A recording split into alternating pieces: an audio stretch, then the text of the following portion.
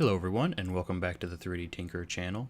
So today we are going to be discussing what normals are and how they affect your geometry in Blender. So to quickly summarize, normals are essentially the direction of which your 3D faces are pointing in the 3D view space. So there's a quick little page on here on Wikipedia, and it kind of builds an example. You can see that essentially the normal is the direction that which the faces are facing. So you can see in this illustration here, each one of these little triangles would have a normal direction.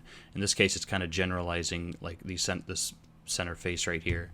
But there's also a tool in Blender that allows you to see these normals. So I have a basic cube right here in Blender, and what I'm going to do is I'm going to tab into edit mode, and you'll notice that if I go over to overlays, there's some new settings that we can view. So you'll see if I turn off edit mode, it's not there. If I turn on edit mode, we have more things to look at. And I'm only really going to be focusing on the face normals. So you can see right here under the normal section, if I click this little one with like a arrow sticking out of a face, you can see now our object has these little lines protruding out of it. And this is basically the normal direction that our cube has for each face. So you can see total, we have 1, 2, 3, 4, 5, 6 faces on our cube because it's just a standard cube, so we have 6 lines. Basically what this will do is this will tell the 3D application that we're using, whether we keep it in Blender or export it, which direction our faces are facing. In Blender it's not as important because it supports back-facing, or back-face by default. But say you're going to export this object to a game engine, it's very important you know which way your normals are facing, because otherwise it might not render. So for example, I'm going to show you real quick. So I'm going to hit 3 on my keyboard, or you could also click up here to go to face select mode. And I'm going to select this top face, and I'm going to go to faces, I believe it is mesh. Yeah, mesh. So we're going to go to mesh. Then we're going to go to normals, and I'm going to hit flip normals. So this will flip all of the selected faces normals. So we just had the top one selected, and you'll see that now the normal line is no longer there. But you'll see if I go into wireframe view, it's actually facing inside the cube. And you wouldn't be able to tell. Even if I go into a rendered view real quick, it looks like a normal cube. But if we were to export this to a game engine, there'd be a big hole here. And the best way to show that is I'm going to go up to overlays up here, and we are going to enable, was it overlays? No, sorry, shading. We're going to go to shading, and we're going to enable backface culling, which will basically get rid of the side that doesn't have a normal. So when I enable this, you'll notice that now our top is missing, and this is what it would look like inside of a game engine. And the reason it looks like there's an empty void is because there's no normal for the top, so you can't see it. And basically, there's no back face for each of these other faces because the normals are pointing outwards, as you see here. So if the normal's pointing out here on this face, you can't see the back of it because there is no back. And you can see we can fix this by going into face view, and we have our top face selected. If I go to mesh and then normals, flip normals, we now have that side visible again. So this might solve any problems you have with game objects when you export them to game engines.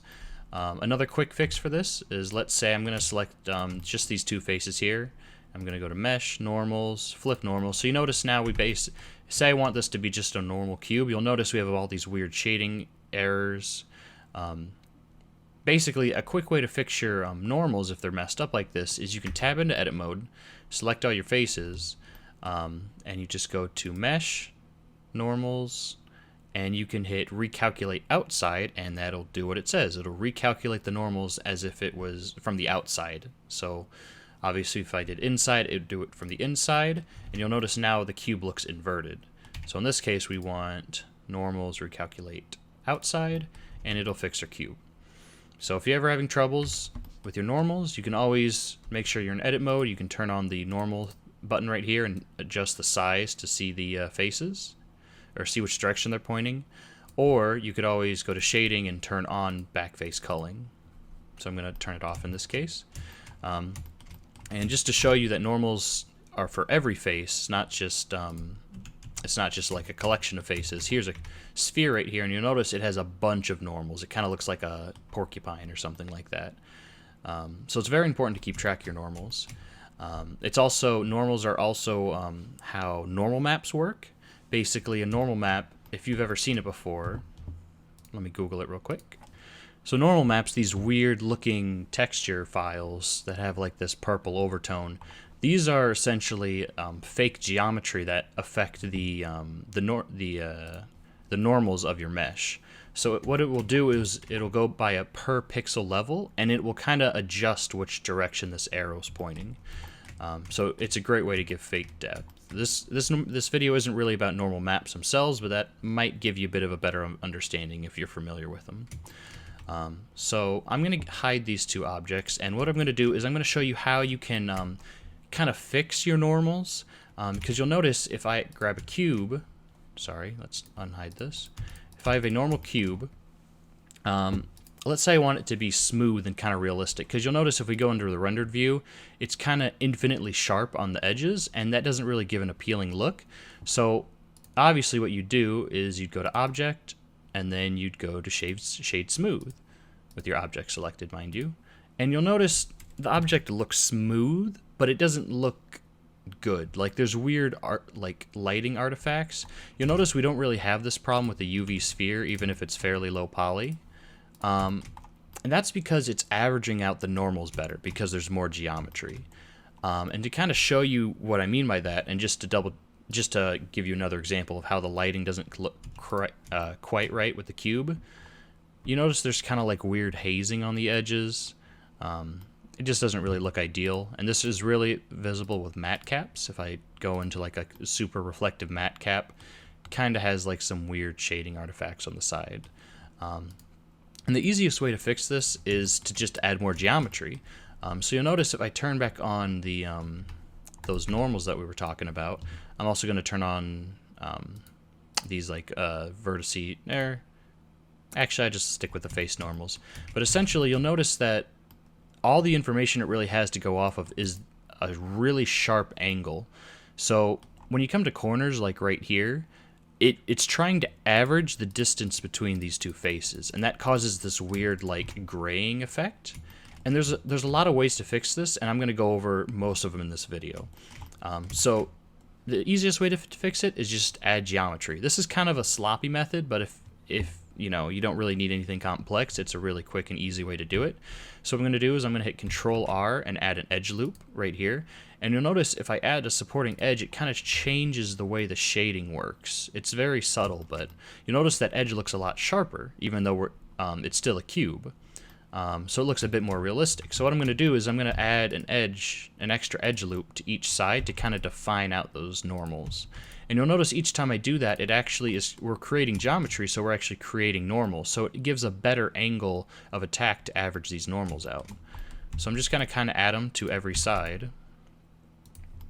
And you'll notice the cube doesn't really have those lighting artifacts anymore.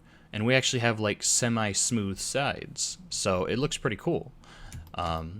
Obviously, it looks a little cartoonish, but that's because we just use a quick and easy method.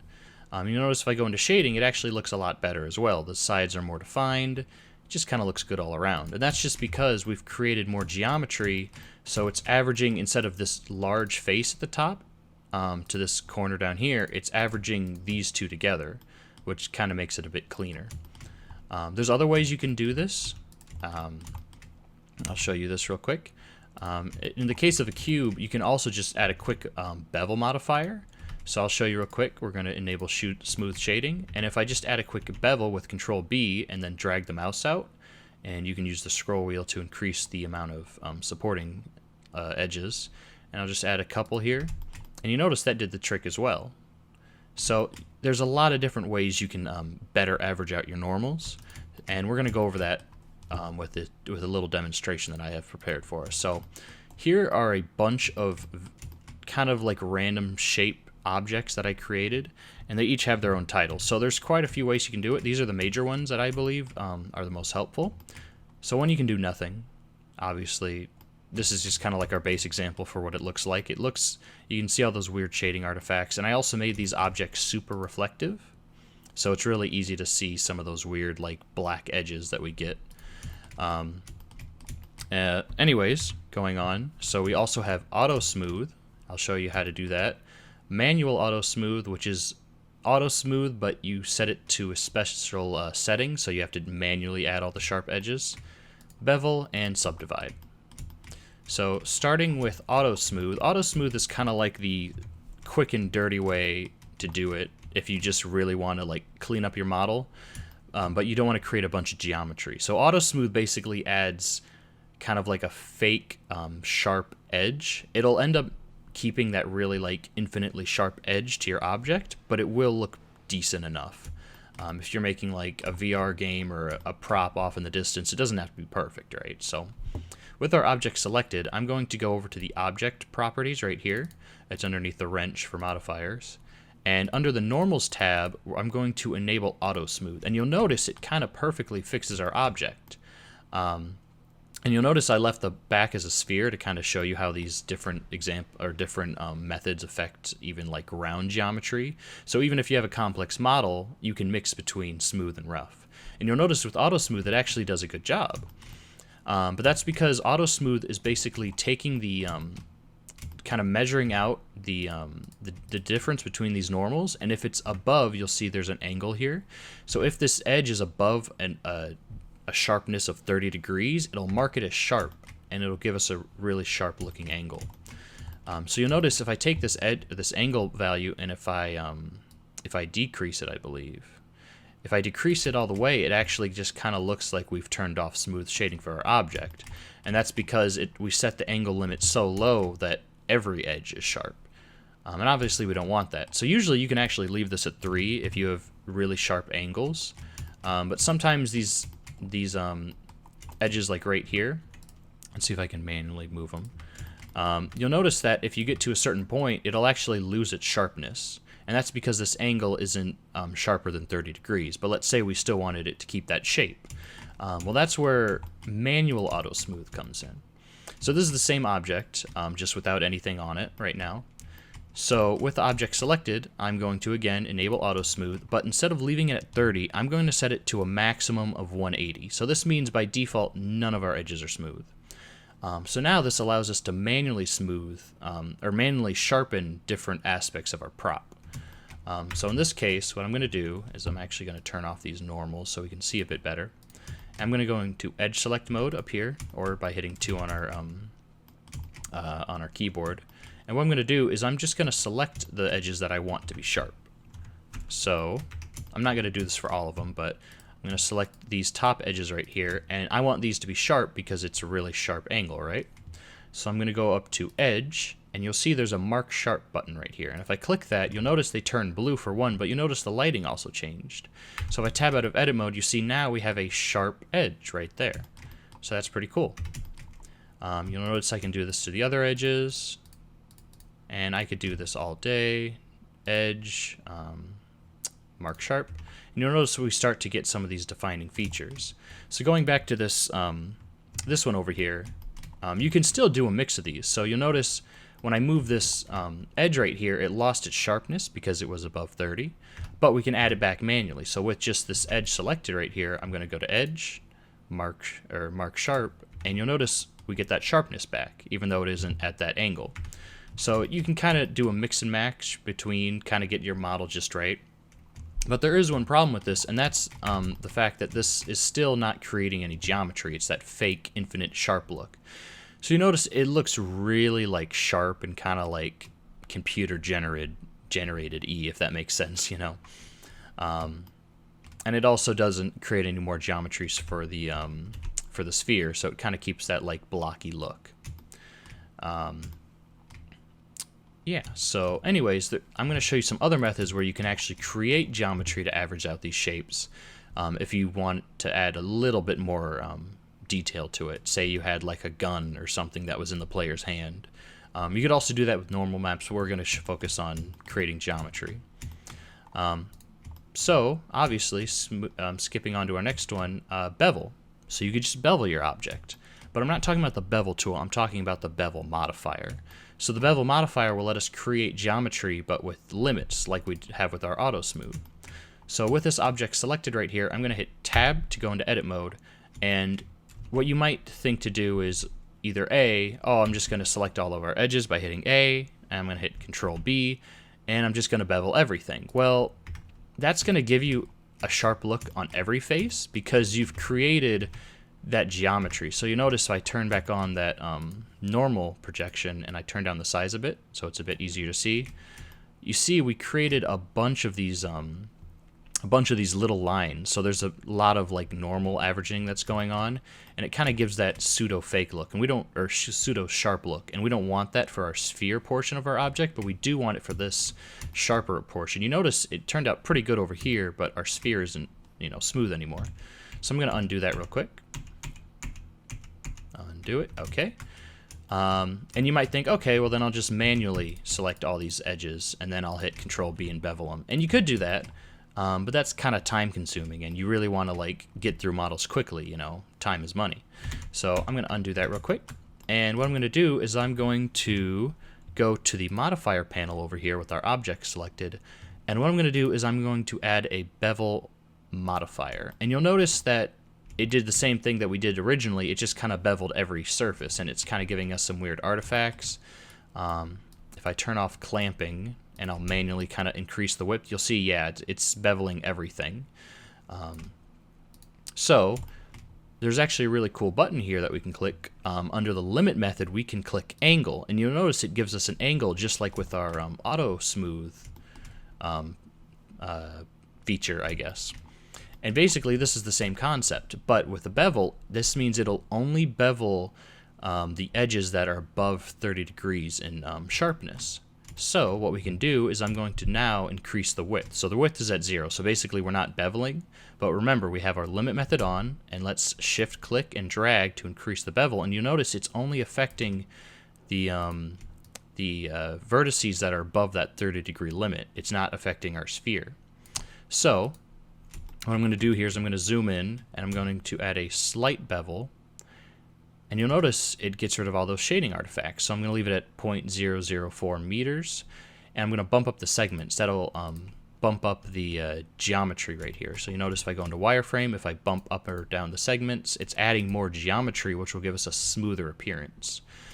So I'm actually going to bump down the width until it's just barely visible. So this will give us the appearance that it's super sharp, but it isn't infinitely sharp, you know. It looks like a finely machined block. And that looks a lot better. So see if I turn it off by hitting the view button right here. On, off, it looks a lot better, and it's only affecting the edges that are above 30 degrees. So I'll increase the width to kind of show you. So see, these edges right here are the only ones that are above 30 degrees. Now, if I decrease the angle limit, you'll notice that our sphere will start to gain some of that geometry. See if I go into solid view. See if we turn down the angle, now everything's getting beveled. So we're going to just leave that at 30. Okay, and I'll set that width back down.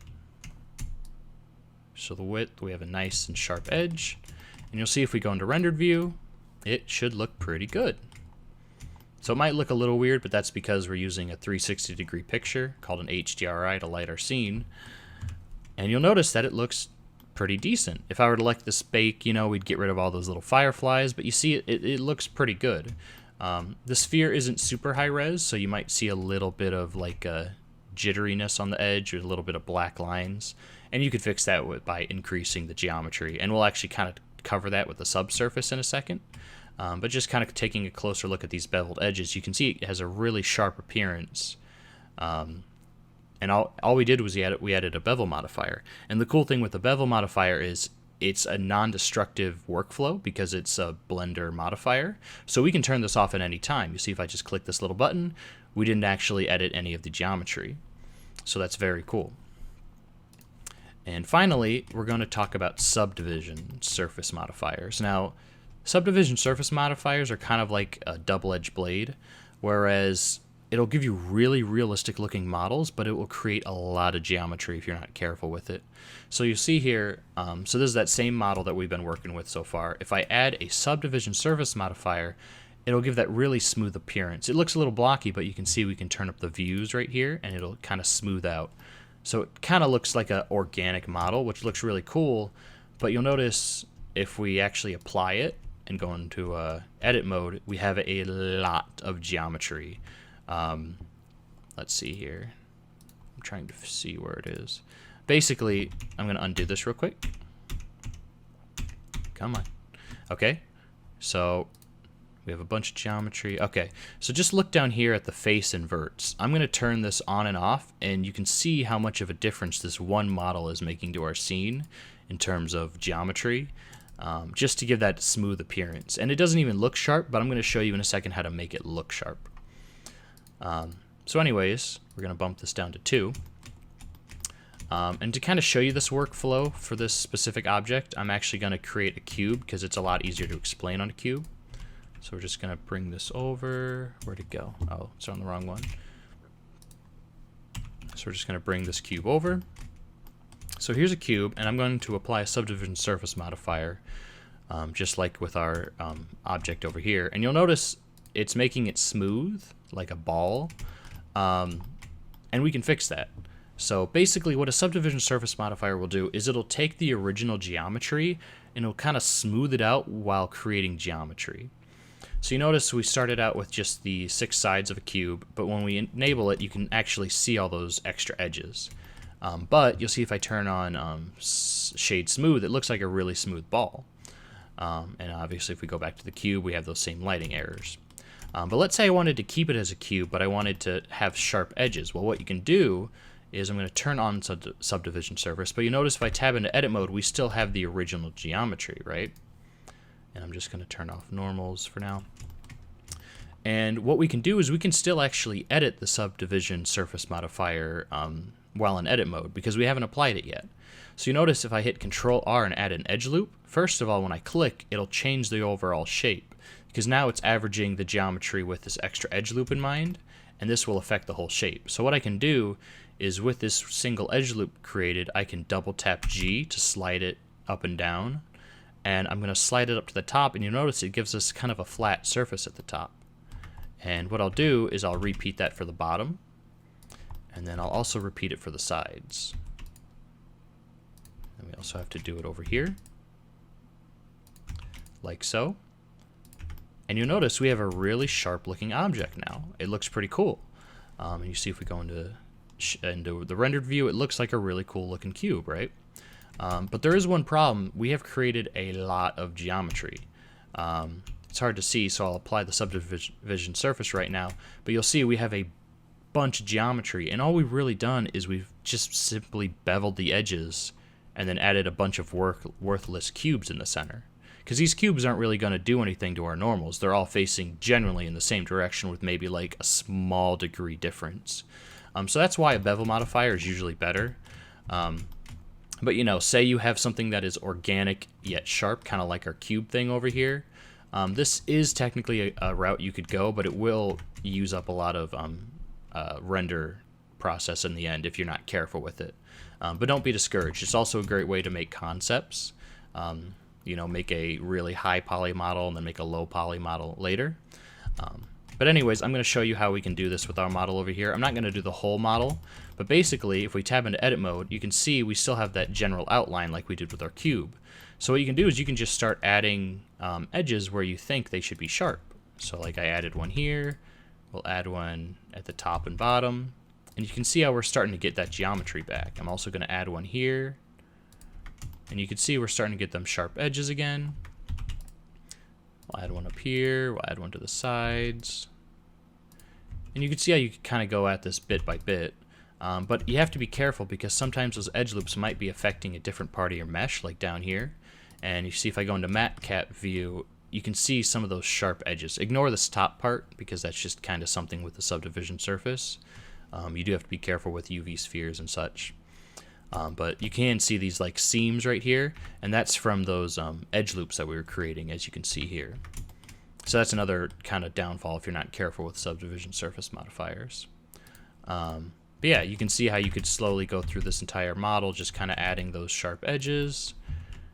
And I think I'll stop here, but you can see if I go into rendered view, not only do we keep those sharp edges along where we created those edge loops, but you notice our sphere is also a lot cleaner compared to our other ones, besides the top, obviously, kind of ignore that. But you see there isn't really those weird black artifacts, and that's because there's a lot more geometry on the side, and for the heck of it, I'll just apply it. You can see all that extra geometry compared to our other ones where we're kind of lacking geometry on the edge, so it kind of gives that like sharp jutted appearance, as you can kind of see there with those black lines.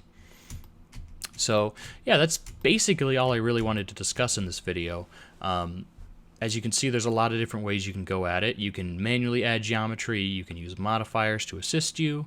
It just kind of depends on what you want. And, you know, you only really need to go through all this trouble if you're trying to make hard surface objects, you know, like sci-fi tables or guns, or like filing cabinets, I don't know.